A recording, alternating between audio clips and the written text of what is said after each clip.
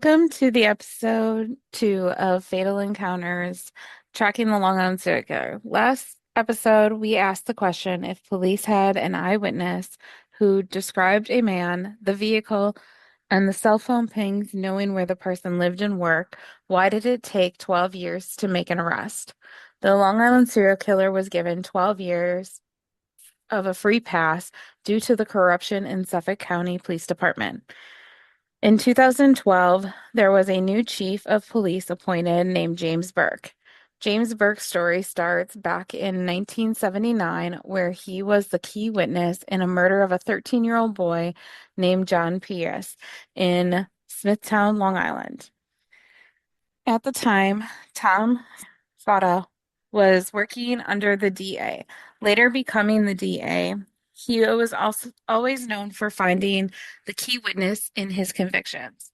John Prius went to ride his new bike down by the Dogwood Elementary School and promised his father to return in 15 minutes. Unfortunately, this is when John met his fatal encounter. He was found the next morning buried under leaves and wood and had 6 rocks shoved in his throat. There was no hair, no fingerprints, no fibers found on the body. The only evidence was a sneaker print on John and others in the area around the body. James Burke came forward with a statement that he had overheard 4 boys talking about killing John because he was going to report it to the cops that they had stole his bike.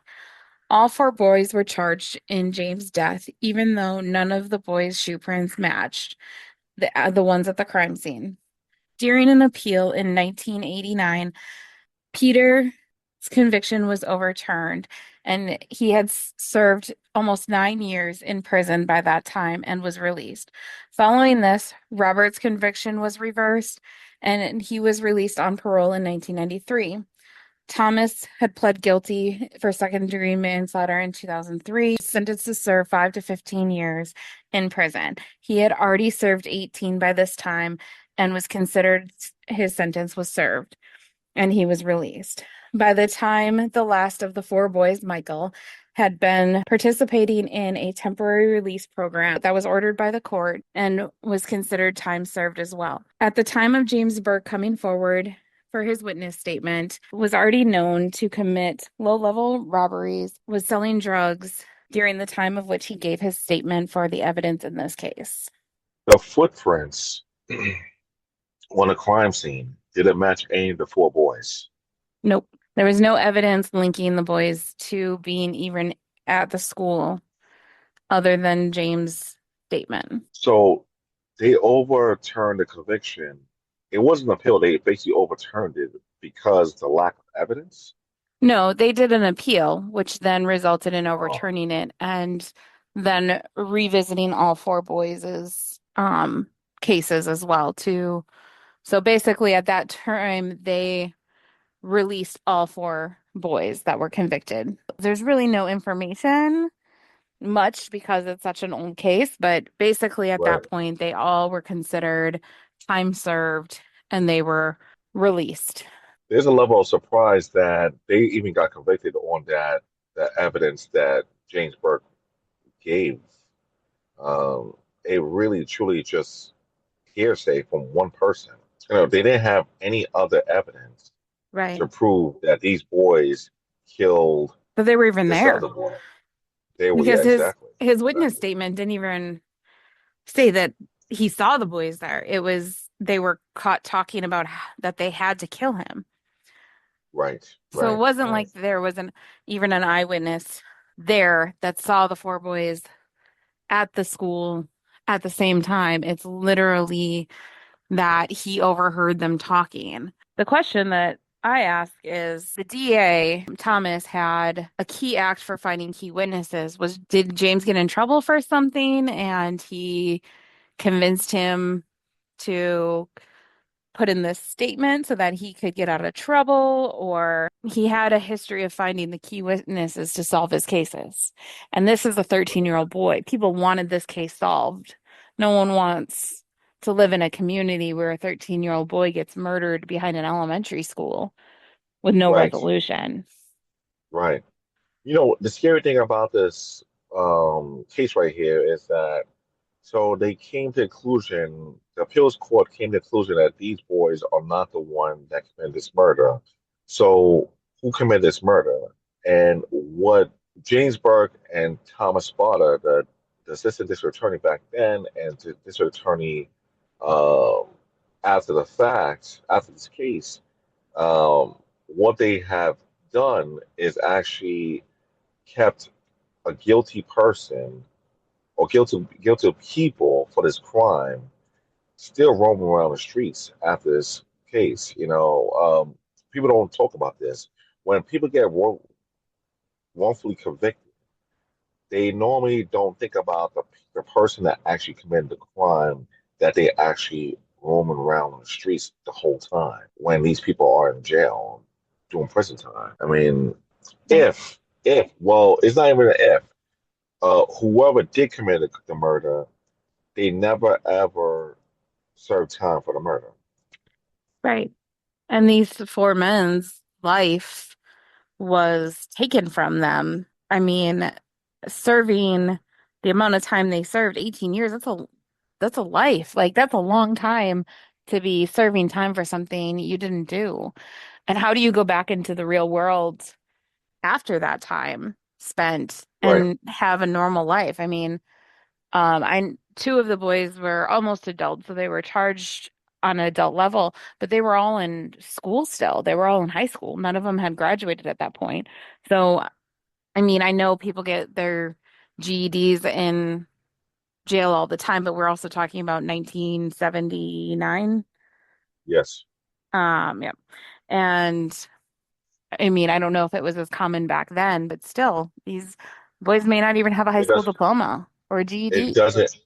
It doesn't really matter if they have a high school diploma in prison or not. Once you have a prison record That of too. committing murder on your file, you're deemed tainted for the rest of your life. Right. You're Like how not do they get getting jobs? How do they move right, forward? right. So, And all what right, other traumas took place in jail that we're not even talking about?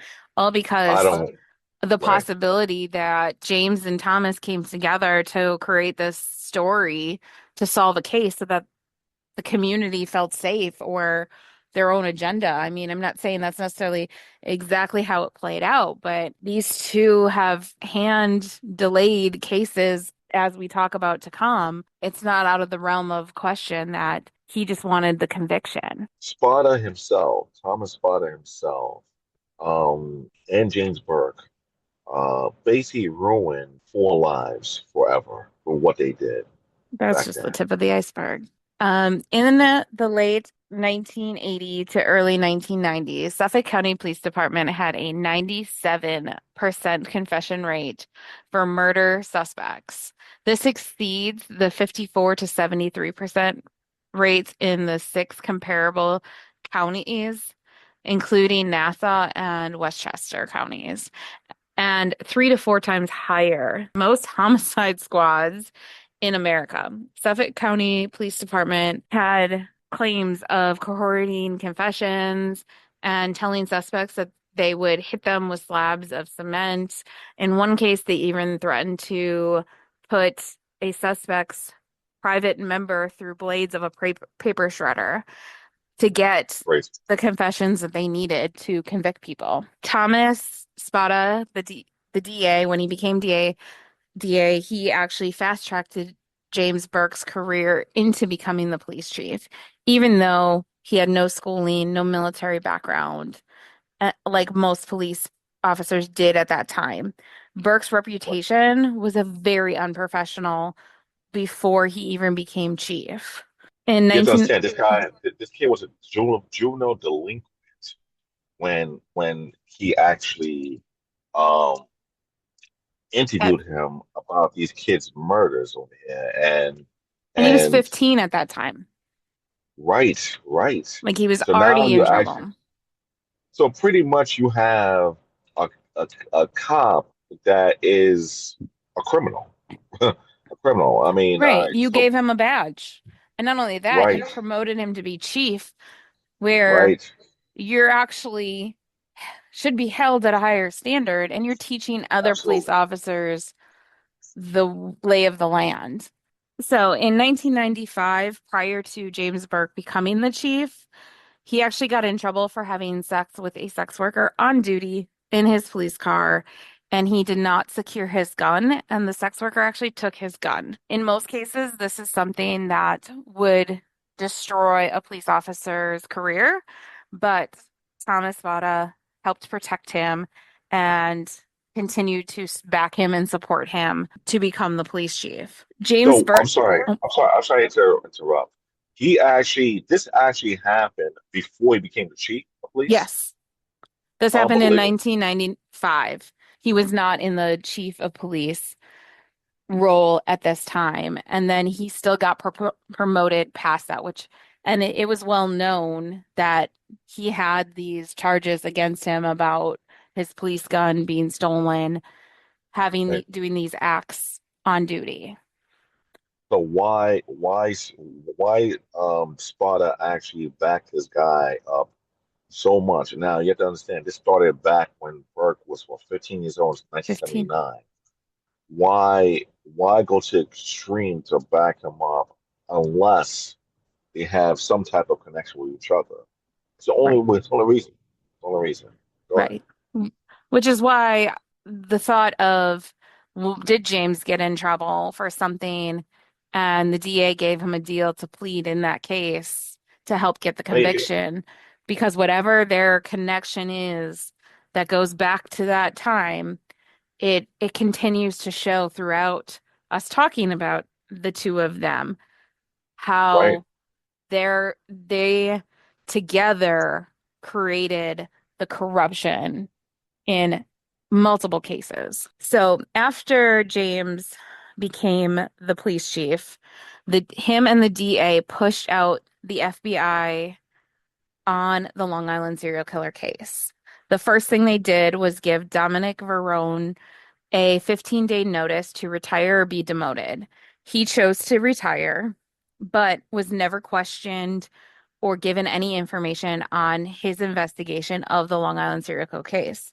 They also removed Geraldine Hart, the FBI agent that was working the case, and she was also never briefed on her knowledge and the information on the case.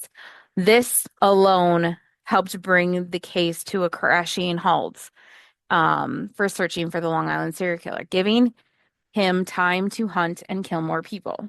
Why do this? Why Thomas Sparta? Now I'm not even going to Burke because Sparta is the one that actually brought Burke on the scene and control the whole narrative of the case. But why Sparta go to this far extent to completely freeze the case and completely get the kick the FBI out of Suffolk County? Why do this? I think the original theory of it was they wanted to solve it for themselves to get the honor or whatever to solving this huge case. Because, I mean, the Long Island serial killer, I mean, you had four victims. But not only that, you had all of the other bodies that they found on that strip of, I don't even know how many miles in total, but the 10 other set other than the four plus Shannon. So I think there was maybe an ego that was the original theory is that they didn't want the FBI to solve it. They wanted to solve it. But my theory, I think because James has this history of playing in the world of sex workers, that maybe he knew the Right? girls. Maybe he had interacted with those girls on his personal level or on Maybe duty. makes Um, sense. it opens the door for you to be questioned in the case and possibly be a suspect, especially because most people who are dabbling in that world, it's not like you have an alibi for where you are. I mean, you're doing it on the down low, you're keeping it secret. So maybe they recognized the Go-Go Four girls. Not necessarily saying Right. they caused their fatal encounters, but if you've had interaction with them, you're on the suspect list. Right. Or, I mean, there was rumors of James having police meetings in one of the strip clubs nearby. Like they would go there to have police meetings. Maybe a bunch of them knew these girls. and didn't want the FBI putting the entire department under blast. I Right. mean, there's a Well, connection to the doctor to Suffolk County from Oak Beach. So, I mean, maybe it's just the connections somewhere they're trying to protect someone and they don't necessarily know who, but I think that explanation makes sense than the ego, especially seeing they really didn't try to find a suspect for 12 years. right, right. It's the only thing that really makes sense for them to do what they did. Because pretty much, like I said before, the FBI was very close on solving or finding the Long Island serial killer, and these guys completely shut it down. Mhm. And uh, maybe they actually just did. They didn't want it to come out that they doing criminal behavior prior or during that time Right. as well. Well, and one interesting fact that while researching all of this, at one time, the Long Island serial killer's Wikipedia page was actually updated, and it was Right, updated listing a Joe Fade, and I don't know that I'm saying that right, his last name, but he was listed as the Long Island serial killer. And when they actually started to investigate it, IT people investigated, that update came within the Suffolk County Police Station IP address. So someone within that department updated the Wikipedia page to make it reflect that this Joe was the Long Island serial killer. And what's interesting is he has a record of his own that would have made him a suspect, but why update it? Why did it come from within that IP address within the department? Is someone right. once again trying to cover their tracks, point fingers in the wrong direction? Is it just another way to like bury the case and not actually have anyone investigate it and pretend like it's solved? I'm not sure. Like it's like why go to the extreme of updating that? Now, I'm sorry. What was the conviction rate? Or 97 confession rate in murder cases. Wow. What are the odds of that? What are the Well, odds of that? seeing that the rest of the country was 3 to 4 times lower than that, pretty hard. That's a pretty extreme difference, in my opinion, across the country. And I mean, you're talking that's the stat for the rest of the country includes rural and cities. So it's that's a high number. 97 is insane. I mean, you have a 3% chance of not getting a confession, which leads to Listen, I'm not they're saying the forcing man's not. them. Yeah, I'm not saying the man's not doing his job. I'm saying that it's very, very coincidental that this county has the biggest conviction rate of murder cases in the country. Yeah, but So what also happens then? especially all the rumors of them coercing conviction or confessions is why they have that number right. I mean, you cannot say those Well, statistics are not related and the facts that people well, have complained. it where there's smoke, there's fire. Seriously, I mean, it's a reason why there was mumbling going around at the time period. So proceed. What happens after this? So, as we were saying, in 2012, Right, James Burke's police issued truck was broken into by a guy named Chris Loeb. When he broke in, he stole a duffel bag and his police belt. In the duffel bag, it contained sex toys and porn. They arrested Chris Loeb, and while he was in custody, they chained him to the floor, started beating him, threatening to give him a hot shot, which is a fatal dose of a drug, usually an opioid. Um, Once again, Burt called the DA to help him cover this up. Loeb went to the media about how he was treated in custody, and finally, this ended the reign of the DA and James Burke. James Burke ended up pleading guilty for his charges and was released in 2019. What about Spada? He was not arrested until 2019 for tampering with evidence. So pretty much he tried to cover up Yes, uh, Burke and Burke's boys' crime of being this guy yes, that broke into his car. yes. Three other officers were also arrested at the time of James Burke for being involved in the beating aspect. But the DA took much longer to actually get a conviction. And I'm not sure if that's because it was harder to link his involvement or Right. what, but he ended up serving time later on down the road. But James was arrested in 2013 and he was not released until 19. No, these two guys talk about chain of events that leads to a lot of things happening in Suffolk County. But combination of these two guys, and especially Thomas Spada, going back to the questionable conviction, not questionable, because the conviction got overturned with original Burke saying that he heard these four boys um, basically confessing to the crime, which they later on denied. There's a lot of cases over here that should be questioned about. Not for nothing. If you have to go back in time, everything that happened after that boy got murdered on the school grounds should be questioned by Spada.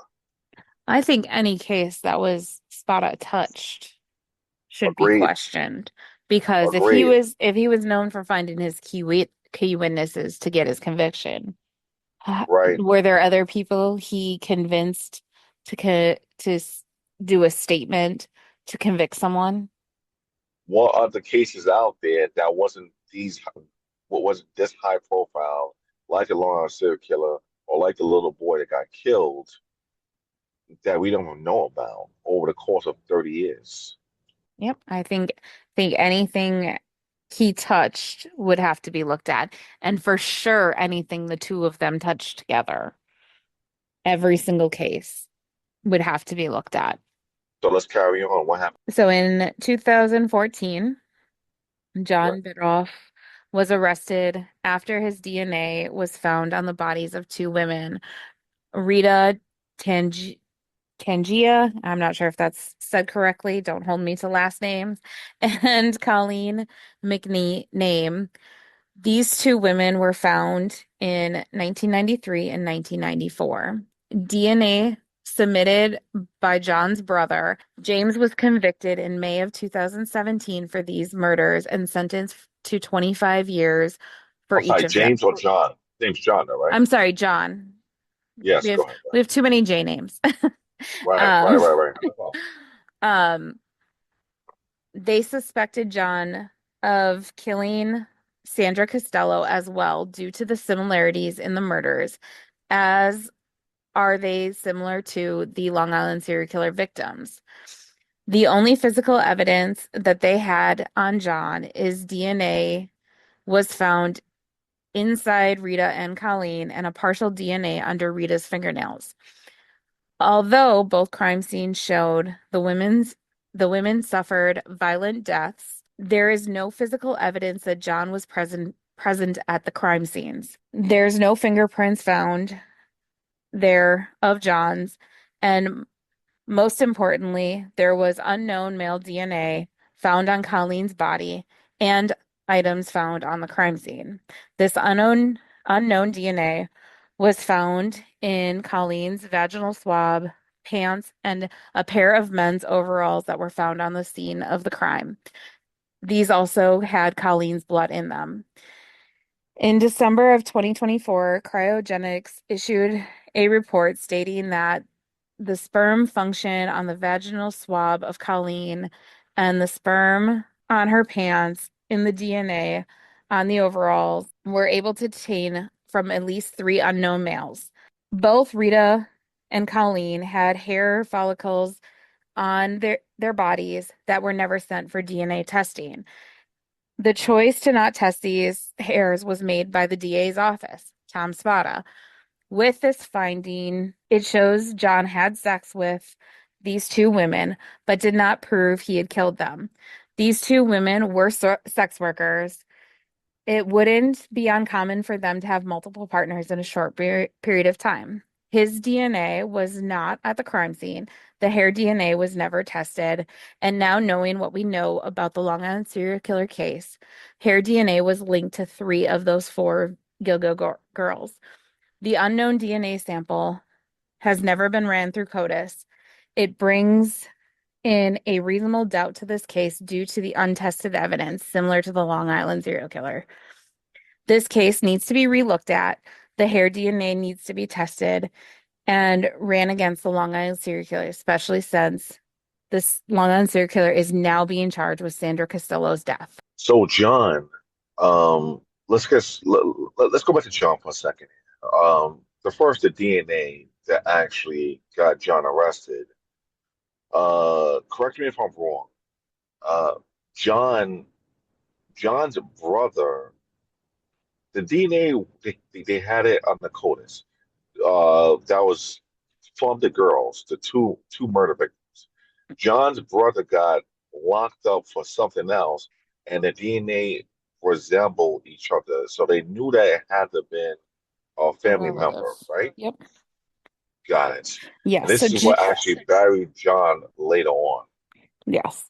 His Got it. brother's DNA was a partial match, so they knew it was a family relative, which in turn ended up getting John arrested for the two murders. So this is going back. The murders was in 1993, and John finally gets 90, arrested. 93, 93, 94. 93, 94. John finally gets arrested. So two bodies, actually 2014. three bodies in the same facility, same area. Yes. Um, So Rita, Colleen, and Sandra Costello were their victims were, or those three victims' murders were very similar, and they had kind of led to believe that they were separate from the Long Island serial killer because, or at least the Gilgo Four victims, because they were and they they were dismembered, whereas Gilgo Four were fully intact. right, They said they were separate, but those three murders were very similar to each other, which is why he was suspected of Sandra Costello's, but never charged with her murder. now DNA, the semen from John that's inside two of these girls, DNA lasts what 48 hours, I believe, Like, of semen. Semen sample lasts 48 hours. 24 to 72 hours it can remain inside of a victim, depending on the elements. Just because his DNA was present Right. doesn't mean that he had just had sex with them in right before they were murdered. He could have had sex with them the Exactly. day forward or prior, earlier in the day. And again, these are sex workers. This is their Right. job. Right. We have no idea how many people they had done it with It's in a 20 to 72 hour span. it's not that far fetched to have uh another man's semen inside of you, especially when you're a sex worker. Not Right. that far fetched. Right. In a normal homicide, it's pretty likely that if they're murdered and raped, the semen sample is the person. But in this case, there is a total of three samples, Right. and So what? only one is identified, and that's John's sample. But there's no trace of him at the crime scene, which is where Right. there's reasonable doubt because y Absolutely. these women were dismembered. This is not a dump a body situation and leave the crime scene where you're less likely to have evidence. These women were dismembered. Right. See, you have to understand something also. it's not only John's DNA is not at the crime scene, but you have somebody else's DNA at the crime. Did they ever get tested, the DNA? It's unknown. It did not generate any leads in CODIS for the overalls, or it's still unknown. Um, as of the last update on this case linking to Long Island serial killer, John's attorney is pushing to have the hair DNA and the new DNA ran against the suspect that they have in custody for Long Island, but also reran through CODIS to see if there's any potential matches, similar to like how John was matched, if maybe the hair is a family link or the DNA can be family linked. Right. But there is no conclusion on if the judge is going to have it tested, plus the hair samples. The hair samples have never been tested. And like I I don't said, understand. I don't understand why this is the crime scene. of a murder. Got sentenced. He went to trial, got convicted, and serving 50 years to life now. So why they're not testing all these other DNAs at the crime scene? And top of it all, like I said, reasonable doubt, this guy's DNA is not on at the crime scene. It's only the semen that's in the two girls. Is it me? Am I going crazy over here? This is just common ABC police work. Well, Why not test the DNA? Most likely, DNA on the crime scene is the person that killed these girls. So we don't know if it's so. Did John's DNA got excluded from the crime scene? Like they tested it and they realized it's not his, or they didn't test the DNA at all? his DNA was not, or fingerprints were not found at the crime scene at all. Wow, got it. The overalls that were left there had Colleen's DNA on it and an unknown male. Right. But it did not, that unknown male was not John's DNA. So how Colleen's DNA gets on some male overalls, and the guy leaves the overalls at the crime scene and And just John is disappears. convicted. And John's convicted. What kind of police work is this? Or is it Sparta again, yet again, holding his conviction 97%? You told me what now? What 97. was it? 97% to that height, and he found somebody that he cannot place him at or say that he is the Long Island Circuit. He cannot say that. He cannot say that because again, there's no connection between John and the Gilgo Four. There's no connection at all. Right. And they tried to distinguish that because of the MO of the victims, that they were separate killers Right, at one right. time. But at one time there was also kind of indications that they weren't, then they were, and it kind of has went back and forth for throughout the years. And we now know, however many years later, since 2014 when John was arrested and of Sandra Costello's, well, now someone is being charged with Sandra's and it isn't John. So again, we've Right. opened the door to reasonable doubt again because you were so insistent that these three murders were so similar that they were done by one person. So And now, who's the district attorney that's behind this conviction over here? Who else? Thomas Sparta himself. Now, Costello, was she is the same crime scene, or is she close by? How far is her body from the other two girls? Are they right next to each other? um, they, I'm just quick looking here.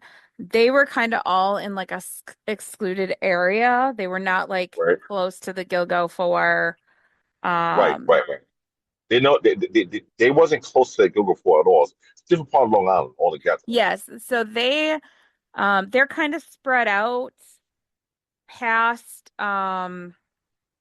like the Fire Island Gilgo Four. They're not terribly far from there, but they're far enough that Um, that I think that was another reason they tried to say it wasn't part of the Gilgo Four um victims. So Thomas Spada back then, off the back, he said Sandra Cassell most likely was killed by the same assailant that killed these other two girls. Yes, because the Now, OMO I'm was similar. very similar. I'm gonna flip the coin the other direction. Let's just say that these all three of these girls was killed by another assailant, not even John. It makes sense. If Right. you're saying that Costello was possibly killed by John, now somebody else is being charged for Costello's murder. Why you can't flip it and say that person that's being charged for Costello's murder is the same person that killed these other two girls? Because again, you don't have John DNA at the crime scene. You have some other male DNA at the crime scene. Multiple other males. You have you have hair samples all over the crime scene. None is linked to John. So the only thing that you have linking John. Well, the Go hair ahead. samples have never been tested. So the hair Go ahead. samples have not been said they're not John's, but they've never been tested. And the DA specifically made that choice not to test the Why DNA of not? the hair. Why not? You Exactly. would you You have multiple murders. Why aren't you testing every sample of DNA that you can possibly sample to to make make sure? sure that you're not convicting the wrong man. Right. But does Thomas Bada care about convicting the wrong man? I don't know. His track I record have no shows idea. not. He does not care because if he has the confession rate that he has of 97, which is higher than the rest of the country, I don't think he cares. I think he cares about getting the case closed. And probably part of it is to air quotes ease the public's mind that a killer is behind bars. But really, you've done the opposite. You have given a free pass to someone else to continue to do what they do. Very similar to the original case we talked about with James Burke's introduction with this kid that got killed in school which grounds. which is also named John, ironically enough. Right. So you have four kids that got convicted, sent away to upstate facilities, and and got overturned years later because they viewed that these are what were not the kids that committed this murder. It looks very similar over here. You actually convicted this guy, shipped him away for 50 years to life. And the And only you're thing that not connects 100% connects him sure. to the and it's not like John denies he didn't have sex with girls. He admits that he had sex with girls, Well, yeah, I mean, but he's saying he didn't kill them. you really can't deny that. I mean, there's clearly Right, he had a physical relationship with both girls. right. He can't deny that. The evidence is there. And I'm not even saying that, I'm not saying he's 100% innocent, but because I don't know. I wasn't there. I don't know. But the door is open for reasonable doubt. You There's a lot of have reasons, but that's the quick right here. Right. Not for nothing. So why not, if our system is built on without reasonable doubt that this person committed the crime, why aren't we opening the door to look at this case and say, okay, we know 100% he did or didn't do it. And there is no evidence, like this unknown DNA, why aren't we re-looking at it? Why aren't we saying, okay, let's try and find a match to this? Or the hair follicles, if they match the same as the Gilgo fours do, you link it to the Long Island serial killer. And now you're saying Sandra Casello is the Long Island serial killer's victim. So Victim. now the Yep. Long Island serial killer's MO has completely changed. And we are looking at an additional 10 plus years of victims and people, other cases that could be looked at as his if the hairs match. But they didn't take the time to test them. And I But get, they don't want to get tested. How about right. that? Well, and I get DNA, we all know there's a backlog issue. So I'm sure part of that was probably part of the decision. It costs money. That money has to come from somewhere.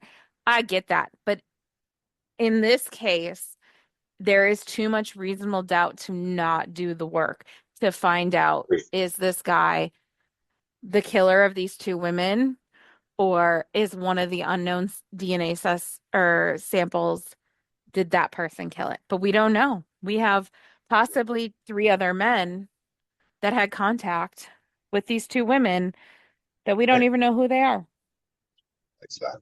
So jumping back into more about Burke and the DA, in August of 2023, James Burke was once again arrested for public lewdness, offering a sex act, and unlawful soliciting after allegedly exposing himself to a male plainclothes park ranger. Once again, in trouble for something related to sex, porn, whatever, which is clearly a problem for James. But back to the Long Island serial killer case. In 2018, once James Burke and Thomas Spada were out of the picture, Geraldine Hart became the police commissioner, which was the FBI agent that they had removed from the case to begin with. At this time, she relooked at the Long Island serial killer case, releasing information about evidence that may help solve this case, such as a belt with the initials HM or WH on them. Also, footage of Megan Waterman, one of the Gilgo Four, leaving the hotel in Long Island the night she went missing. This evidence never brought in new leads, at least not that they have ever let on, but it was new evidence, and they were making the effort to look at this case. In 2022, Ray Tierney, the DA, was elected and created the new task force to look at this case. The first thing they did was to put in a search for who owned first gen green avalanches, which was the description of the car that they had in 2012, if I remember correctly. That, and they made like a box of where the person most likely lived, which was Massapequa Park. There was only one owner that came up with that car in that box that they had created, and that was Rex Humerman, an architect that worked in Manhattan. Back in 2010, the five hairs that were found on three of the victims was very downgraded and exposed to the elements, but that testing could only identify whether hairs were female or male. In 2022, technology and DNA testing has advanced, and they were able to take that DNA, and it did not pull up to anyone in CODIS. But with the fact that they had found Rex Humerman and he had the first gen green avalanche and matched the description, they started working on tracking down his DNA. Finally, they were able to collect his DNA when he discarded a pizza box outside of his office in Manhattan. While waiting on the DNA testing to return, they watched and pulled Rex's personal cell phone and seven burner phones that he had. On July 13th, 2023, they arrested Rex Humerman, who had grown up in Massapequa Park and lived in the same home his entire life. He was married with two kids.